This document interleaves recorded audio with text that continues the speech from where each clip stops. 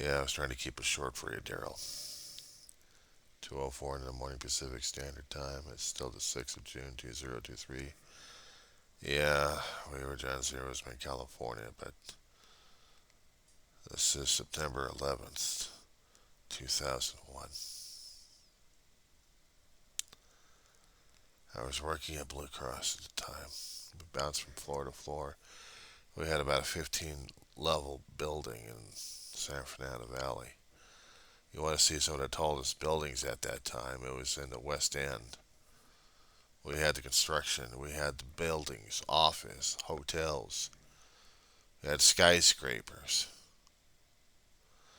But they couldn't keep them to a certain level because we had air traffic all over the damn place. Unlike New York City.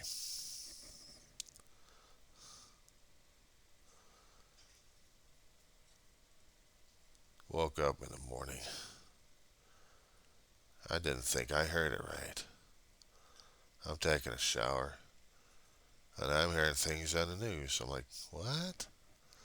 What happened in New York City? I get dressed. I'm trying to get myself ready for work. And my mother and my brother are up, and we got two TVs blaring. One in my mother's office and the other in the living room. I was living in Reseda at the time. She operated her bookkeeping income tax business at a home. And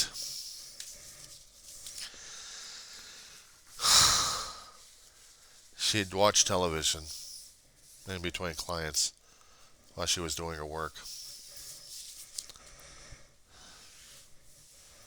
We were seeing one of the Twin Towers bleeding smoke.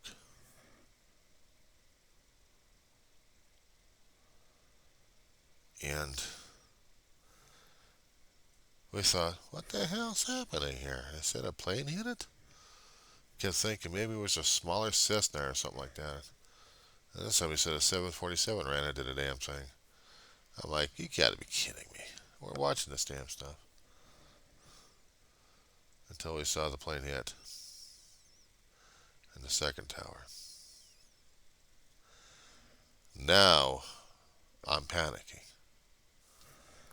My brother takes me over to work early, and I'm in the call center. And somebody brought out a portable television. So we're all watching and listening to this shit. We're talking to ourselves about it. We're trying to get our station set up for the calls during those days. I was working in the provider care department. I dealt with the billers and the doctors and hospitals regarding benefits eligibility and then the claim statuses. Fun job, I'll tell you that much. That was the one where I lost my mind and my life. Almost. Maybe I should have. That day, I was sure I was going to get nailed. We'd seen the repeats, and then we heard the Pentagon being attacked. And they switched over to the news on that one.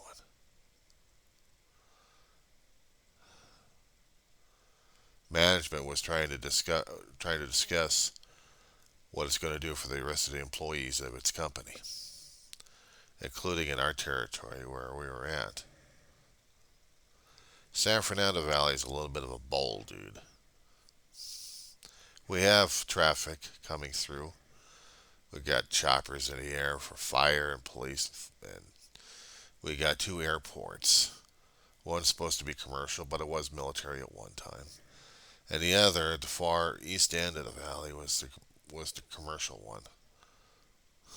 Heavy, heavy traffic. Did you ever see the sky stop? Did you ever see the sky stop? And everything became quiet. My brother at the time received phone calls. He was in the military for a while, and he was part of the SEALs. Despite his discharge, they were recalling anybody and everybody back to service. They needed to verify people left and right. My brother was trained special weapons. He was a special weapons operator. And he wasn't going to take any shit from anybody. Bugs. I'm freaking out. I'm seeing the Pentagon, and then we see the towers collapsing. First one. There was a lot of news footage and a lot of cameras taking different pictures.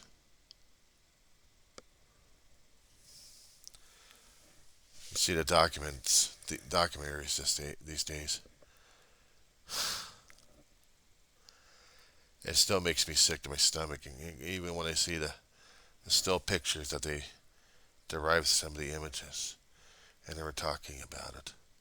Some of the people in the areas were talking about it, and had to see the towers collapsing and gray smoke all over the place, debris, ashes. But we're seeing this on the West Coast, and I'm having a conniption fit, and I'm thinking we're fucked.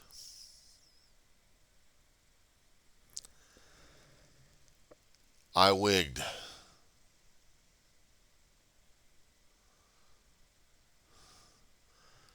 I was scared.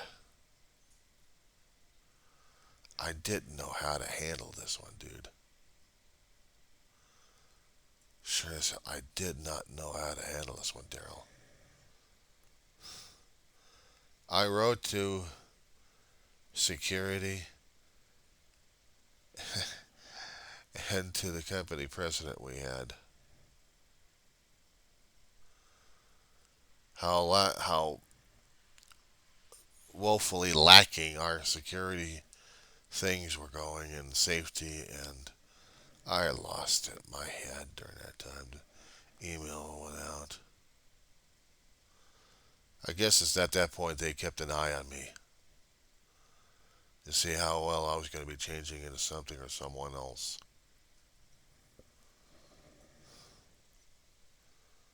I didn't think I knew what the hell I was anymore.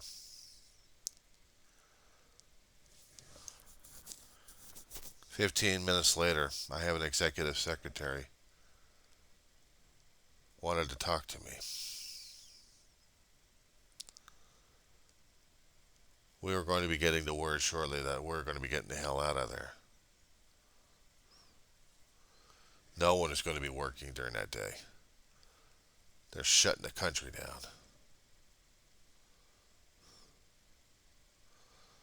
But I had someone who wanted to make me cry.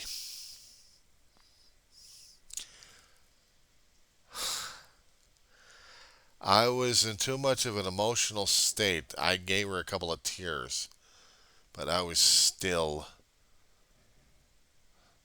terrified. I was angry because I was terrified. My brother, thank God, didn't get the call to put him in active duty at that time. Just standby mode. Gave him enough time for him to pick me up and take me home. We're seeing it over and over and over again. Every station in the Southland had it ongoing. We looked up into the sky. We saw choppers. We saw military flybys. There was no commercial. There was no civilian except military.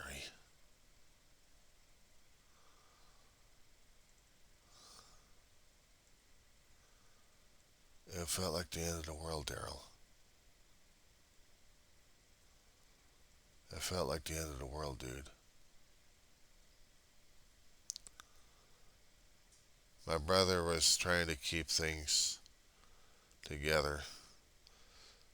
He was trying to focus on military training, keeping his mind active on things that would keep him okay. And Ma's hiding in her bedroom with the dogs.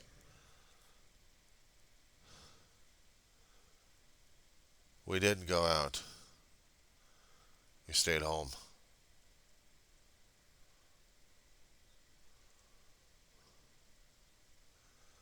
I guess maybe I received a phone call from a supervisor telling us if things were worked out okay, go back to work tomorrow.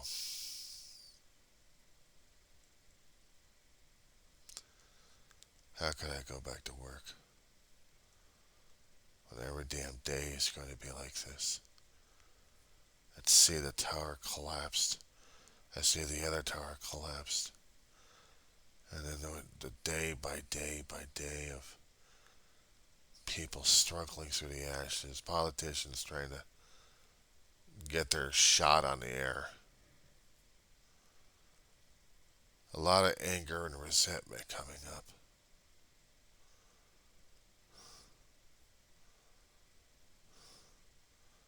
But other people putting out American flags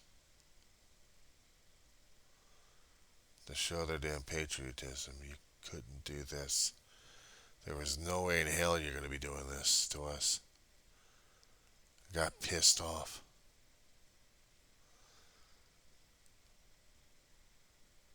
Emperor Hirohito of Japan back in 1941. Or was it Nagura? Either was a Japanese admiral or the Emperor of Japan made a remark. I think it was a Japanese admiral. We woke the dragon.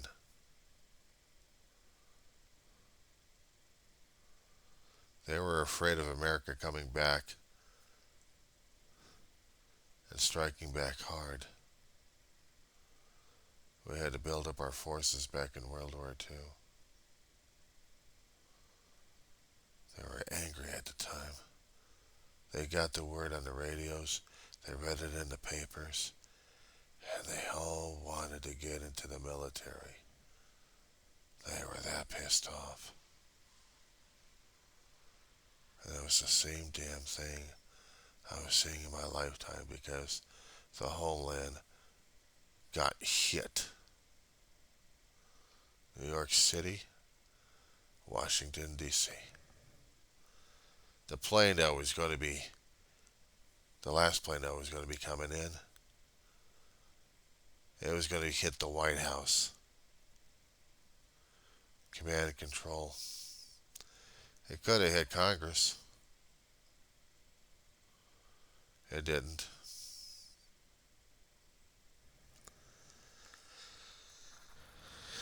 Yeah. I went back to work the next day.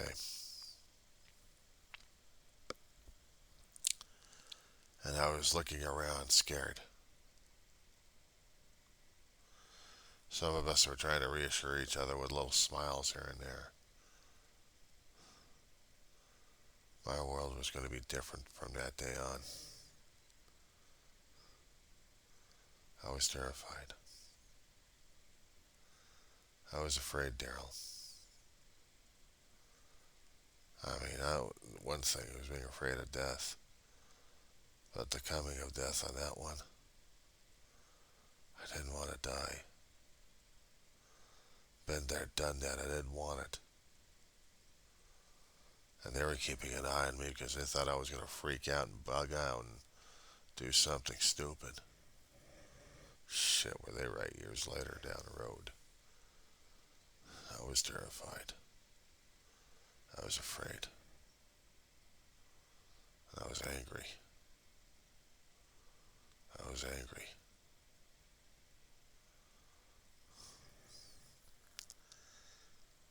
My brother could not see since then before he passed. All those damn documentaries we had out there regarding 9/11. So many that people and news organizations put out there. There was even a time when someone was putting out conspiracy theories. They kept trying to make them real. You couldn't fake that shit.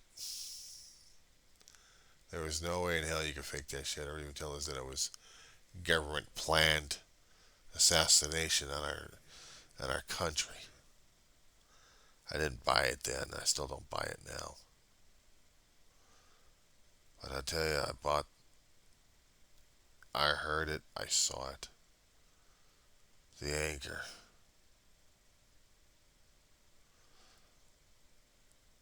You think we had the anger now? All that political crap? Daryl, please tell me, my friend,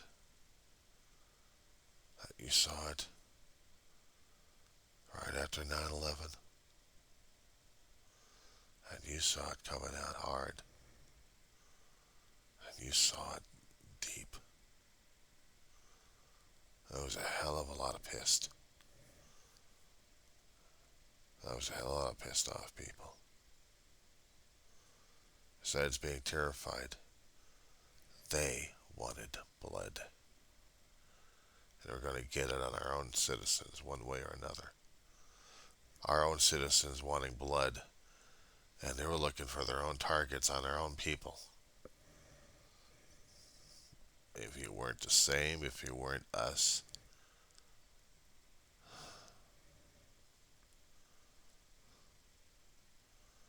despite the fact when the hoopla died down, it was still there and still ongoing. Hell, it just touched the nerve that day of days. We already had it ongoing. We just never realized until we made it inflamed up.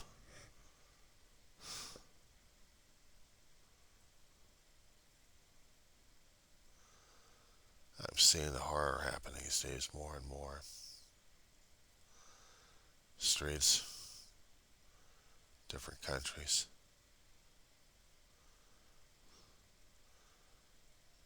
I talked about in the other video about the doomsday clock. I thought doomsday happened when we went into war. The Iraq and Afghanistan situation.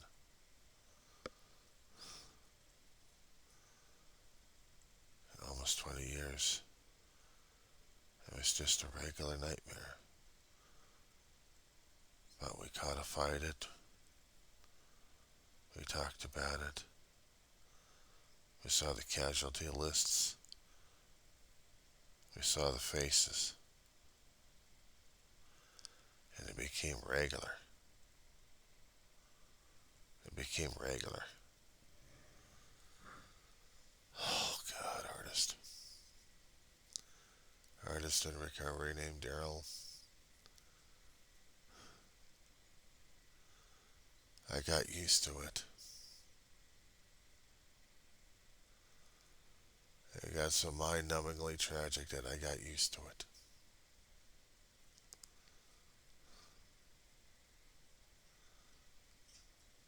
I don't think I'm getting used to it now.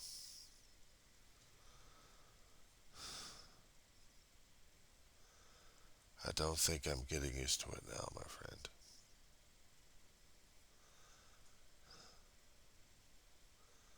I'm scared. It's one thing being scared, having the blood pressure rise when it comes down for blood work. You gotta see my damn BP goes up there in lights. And they wondered how come they always had issues with me with the blood pressure. I could be looking calmly at them and knowing my insides are freaking. Lifelong into stuff. They called it white lab coat syndrome. They called it white lab coat syndrome. I told them this isn't. This is PTSD. It took them long enough to realize and recognize it is PTSD. Because I had undergone this damn thing since 4 years old. But nothing like what I witnessed. Television it may be. It still made me afraid. And these days, reticent.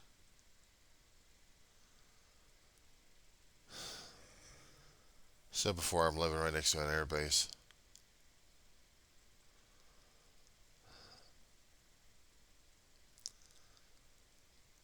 Dude, if it happens, I got no choice but to walk into it. If I'm going to see it, they're going to hit the base with full force on that one.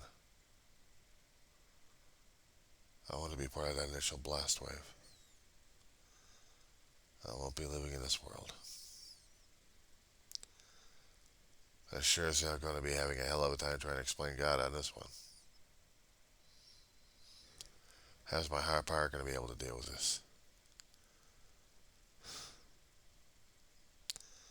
I didn't have the faith. I trust in him.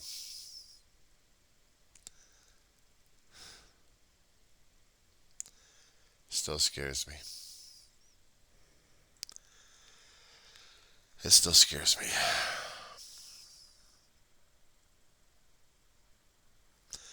I've been through homeless, heart operations, car accidents, almost near death. Been dead. I never faced nuclear terror head on and face on. But I was terrified of tall buildings and planes.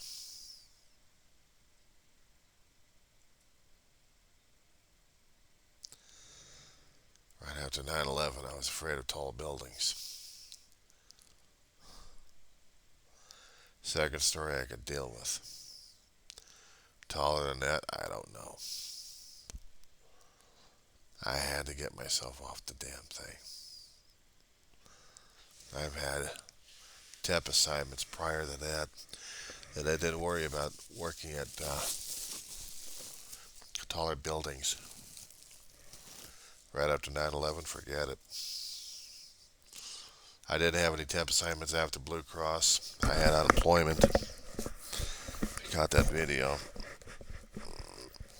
I worked over at Walmart before I got killed by a damn tire. So yeah, I'm pretty much messed up. Should have been putting me back in a bottle. I should have been drinking. Right after that thing regarding 9/11, I should have been drinking more and more, and I don't even remember it because everything else blacked out. Things happen afterwards, I don't even remember. Some things I tried to remember, the other things I couldn't. But after I had that damn tire dropped on my face at Walmart years later, I should have been drinking during that time, and I didn't.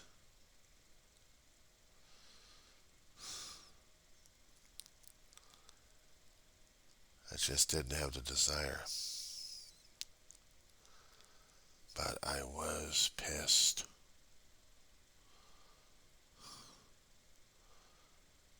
A serious resentment. Yeah, those would have been. We kept going to meetings left and right.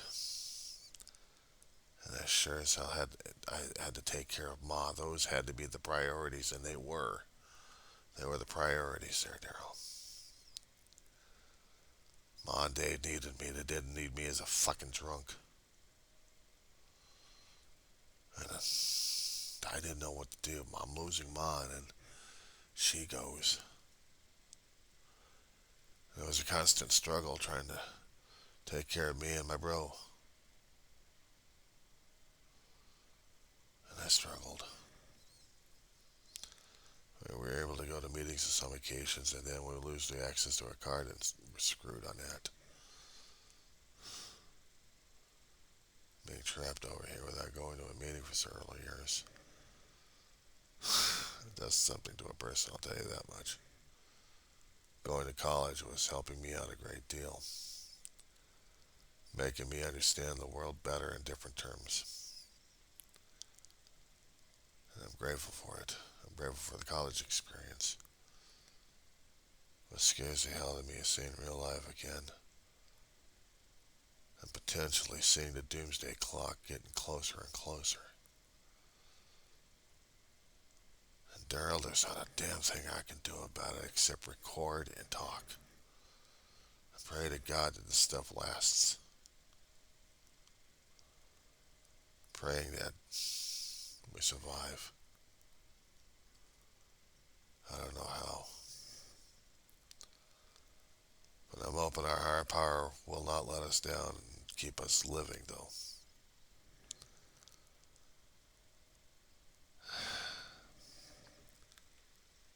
I guess I had to get this damn thing off my chest, too. Some of these things happening. I just don't know what the hell's going on in our life right now. I'm afraid of a lot of things, Daryl. My brother kept telling me while he was alive, his words still haunt me. Where's my faith? Where's my faith in my higher power?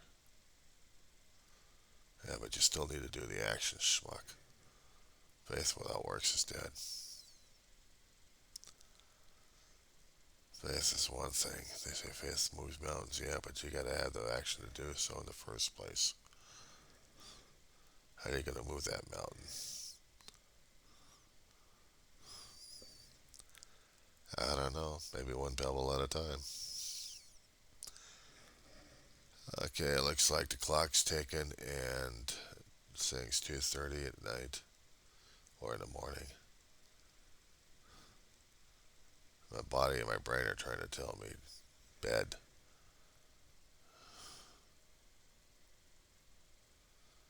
It's a hell of a thing going back to bed scared as hell. Not sure if you're going to be able to wake up or not.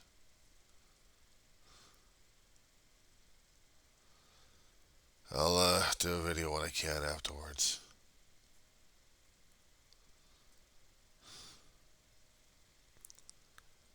I don't want to fucking drink over this shit.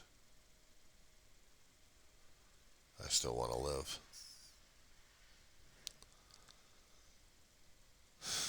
I still want to live. I'll talk at you later, pal.